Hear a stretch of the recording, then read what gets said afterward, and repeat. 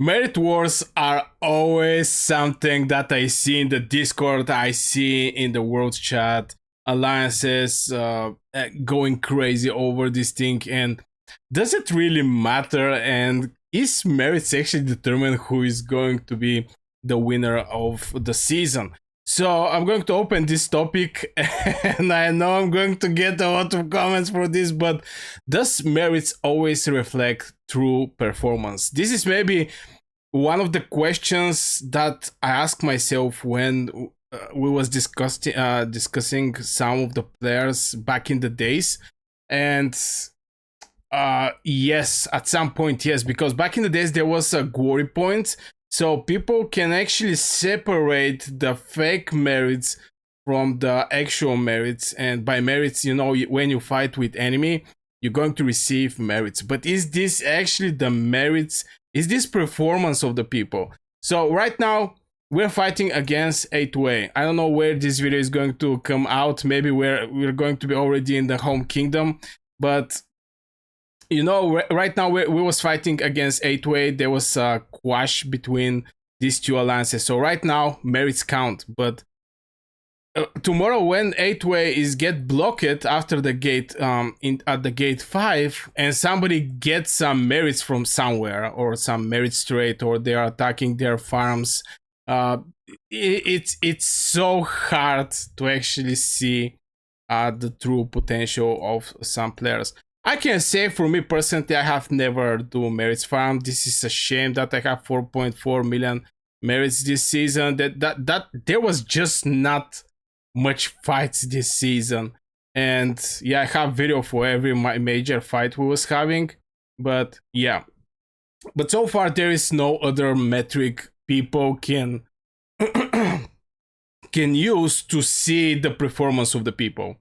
I think glory points was a great idea. I was having other discussions where we was talking about the glory points and how people attack tier 4, or they kill some donkeys and blah blah blah. But I think glory points was something the best that can actually show is how much glory points one player are having.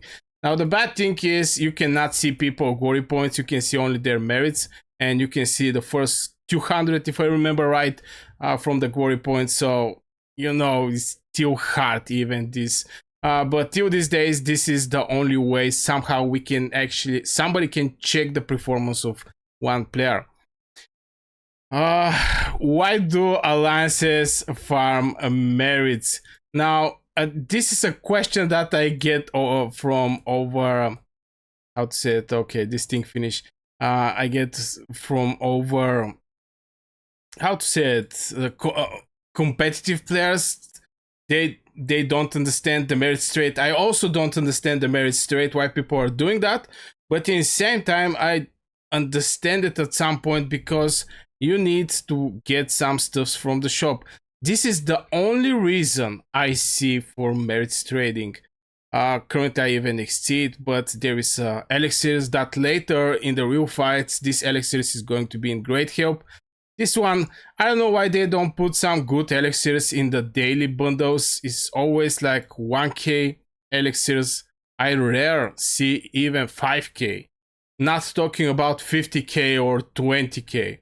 But yeah, people, or pet skills. This pet skill magic fortune is cost so much just to sell it. So if you're able to get it just with merits, and after this sell it on the shop and get the coins for this pet skill, this is going to be amazing, and definitely going to win pet coins with merits. It's something like this, or you can just use it on the pet and make your pet more strong. So this is the point I see.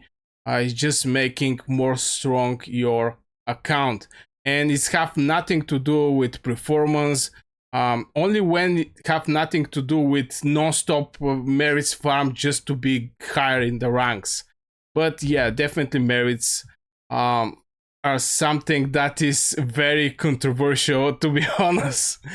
How do merits impact alliance reputation? Now, this is very good question, and that's why most of the times you're going to see leaders and officers trying to compete for the top places.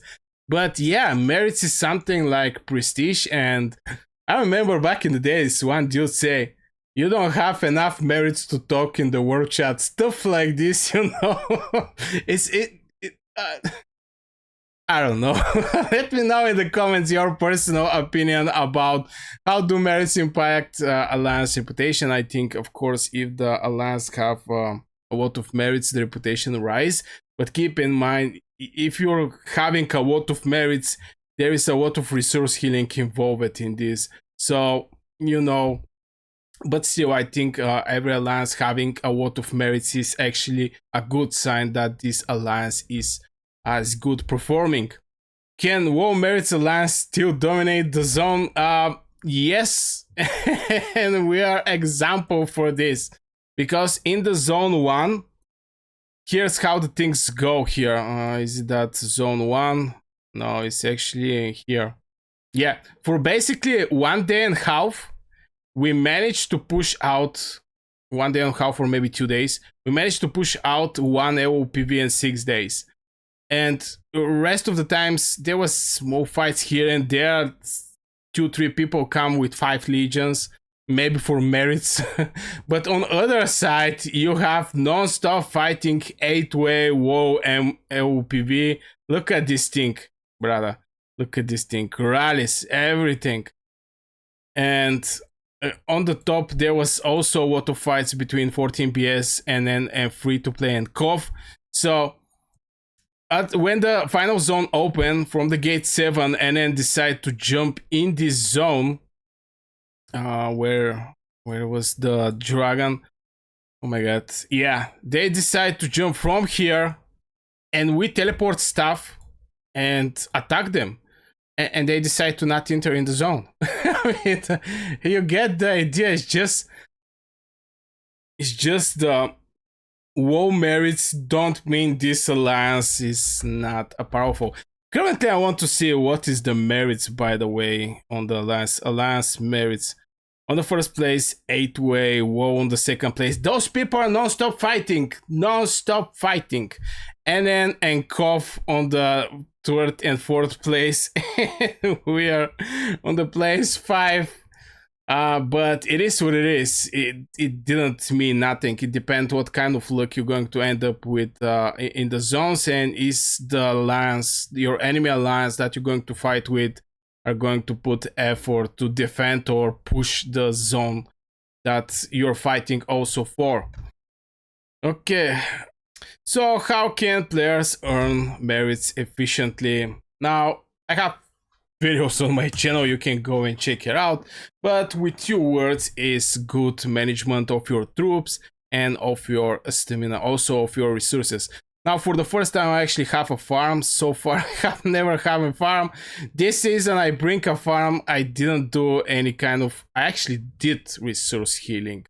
But yeah, resources, troops, stamina, this is the most important thing. About the heroes, well, things here are extremely slow, so I cannot say, yo, awake your hero or something like this, because it's not an easy task. For example, Thunderlane, I already spent like, I don't know how many is this thing.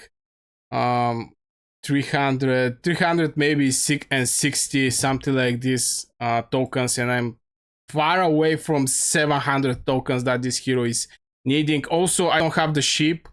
The ship is going to have come, I think, soon. Where is the daily bundles? And yeah, after 2 days and 8 hours, I'm going to be able to get the ship also. So on point of view of the heroes, what you have is what you have, but the rest you can actually control. This is your troops, your stamina, and resources, and definitely bring one farm.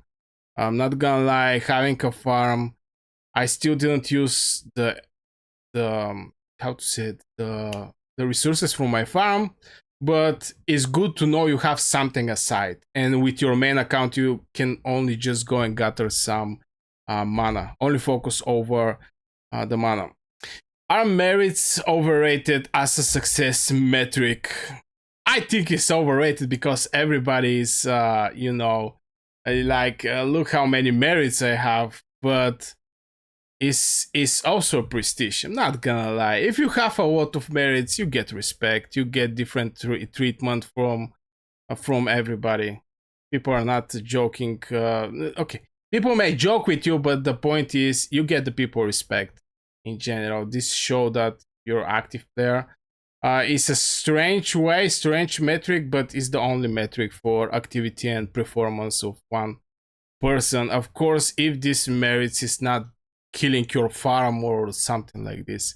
So yeah, I guess this will for this video, guys. I really hope you enjoyed. If you do, hit one like, subscribe to this channel, become a member if you want to support the channel and get some extra benefits, and see you in the next video.